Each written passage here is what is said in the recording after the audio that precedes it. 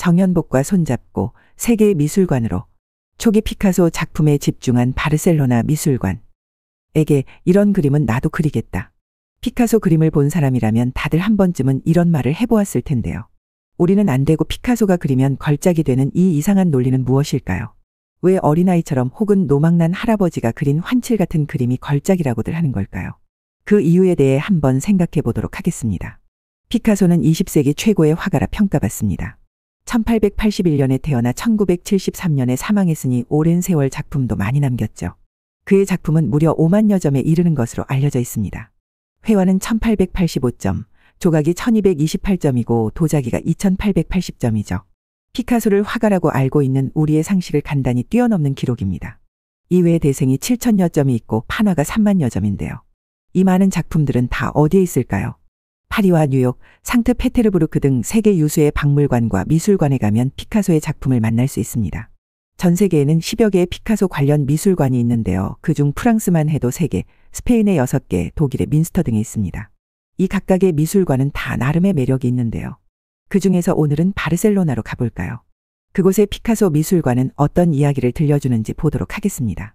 피카소 하면 입체파나 초현실주의적인 그림들을 떠올리기 쉬운데요. 피카소도 처음부터 그런 그림을 그린 건 물론 아니고 그 누구보다 사실적이고 전통에 충실한 그림을 그렸습니다. 진지하게 자신의 길을 모색하던 10대 피카소를 그 어느 미술관보다 더 풍성하게 만날 수 있는 곳이 바로 바르셀로나입니다. 바르셀로나 관광의 중심거리는 람블라스입니다.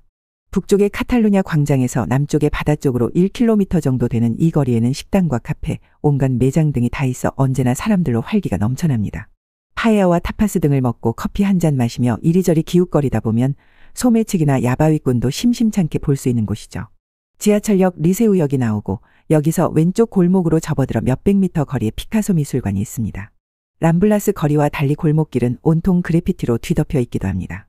오래되고 낡은 건물, 떨어져 나간 페인트, 낙서, 건물의 균열 사이를 걸어가다 보면 고풍스러운 건물이 나타납니다. 이곳이 바로 바르셀로나 피카소 미술관입니다. 파블로 피카소의 미술 수업은 11세 때인 1892년 시작됩니다. 고향인 스페인 남부도시 말라가를 떠나 북서쪽 항구도시 코루냐에 살 때입니다. 창의성보다는 반복적인 훈련에 가까운 교육이었지만 피카소는 이미 상당한 재능을 보여줍니다. 1895년 가을 피카소 가족은 바르셀로나로 이사합니다. 당시 바르셀로나는 경제적 호황을 누리는 활기찬 국제적 도시였어요. 작은 해변 도시에서 대도시로 온 피카소는 미술학교에서 교육을 받는 한편으로 바르셀로나의 전위적인 미술을 접하면서 자신의 예술 세계를 다듬는 데 결정적인 영향을 받습니다. 피카소는 자신을 화가로 키운 도시 바르셀로나의 보온의 마음으로 자신의 작품을 전시하는 미술관을 갖고 싶었다 합니다. 실제로 이 일을 추진한 사람은 피카소의 친구이자 비서이기도 했던 자움의 사바르테스였습니다. 사바르테스는 바르셀로나시와 협상하여 미술관을 열기로 합니다. 자신이 소장하고 있던 작품과 피카소와 여러 컬렉터 등의 기증에 의해 1963년 3월 9일 미술관이 개관합니다. 그런데 이 당시는 프랑코가 정권을 잡고 있을 때였습니다. 게르니카를 통해 세계 만방의 그 만행을 고발한 피카소를 프랑코가 곱게 볼 리가 없었겠죠. 이런 이유로 미술관은 사바르테스 컬렉션으로 개관하게 됩니다. 이후 피카소가 자신의 바르셀로나 집에 있던 초기 그림들을 대거 기증한 것을 포함하여 소장품이 계속 늘어나면서 미술관은 4000점이 넘는 작품을 소장하게 됐죠.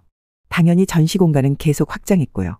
처음에는 13세기에 지어진 중세 고딕 양식의 건물 하나로 시작한 미술관은 이후 바로 옆에 4개 저택을 더 매입하였고 2011년에는 현대식으로 연구소 건물도 지어 미술관은 총 13,000평방미터의 규모를 자랑하게 됩니다. 바르셀로나 피카소 미술관은 공간과 위치에서도 특별함이 있습니다. 말끔한 초현대적인 건물이 아니라 중세 건물의 둥지를 틈으로써 피카소 미술의 뿌리인 전통과 고전을 생각하게 합니다. 이는 바로 바르셀로나 피카소 미술관의 고유성이기도 한데요. 피카소는 아무렇게나 그림 그리는 사람이 아니라 기초가 탄탄한 전통의 뿌리를 둔 화가라는 사실을 잘 보여준다는 점입니다. 피카소가 15살이던 1896년에 그린 첫 영성체나 1897년에 그린 과학과 자비를 보면 그가 얼마나 완벽한 기교를 연마했는지 알 수 있습니다.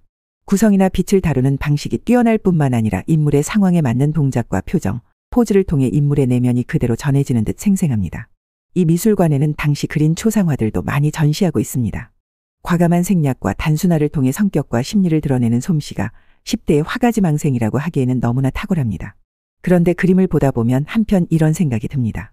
피카소가 자신의 뛰어난 기교에 스스로 찬탄하며 그 자리에 머물렀다면 20세기 미술사는 얼마나 재미없었을까 하는 생각 말입니다.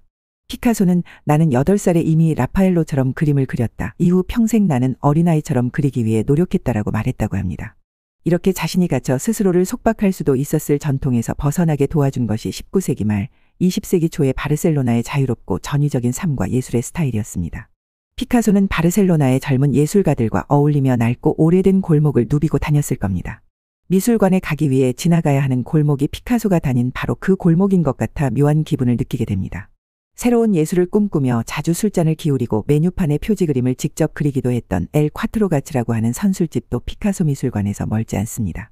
피카소는 들라크루아의 알제의 여인들, 마네의 풀밭 위의 식사 등 선배 화가들의 작품을 재해석한 작품들도 여러 점 그렸다. 바르셀로나 피카소 미술관의 큰 전시실에 전시된 벨라스케스의 시녀들을 다시 그린 그림들은 색채의 화가로서의 피카소를 분명하게 보여준다. 미술관에는 어린 시절 그림부터 말년에 이르는 그림들이 골고루 있지만 입체파 시기의 작품은 상대적으로 적습니다. 반면 피카소의 탄탄한 기본기, 조각과 도자기 등 끊임없이 계속된 새로운 시도, 그 새로운 중심에 언제나 전통과 선배 예술가들의 가르침이 있다는 것을 이 미술관을 통해 알 수 있습니다. 특히 벨라스케스의 시녀들을 재해석한 그림들로 채워진 마지막 전시실은 압권인데요. 이 방에 들어서면 입체파 시기 색깔을 멀리하던 것과 달리 피카소야말로 색깔의 화가가 아닌가 하는 생각을 하게 됩니다. 미술관을 나서면 다시 현란한 그래피티들을 만날 수 있습니다.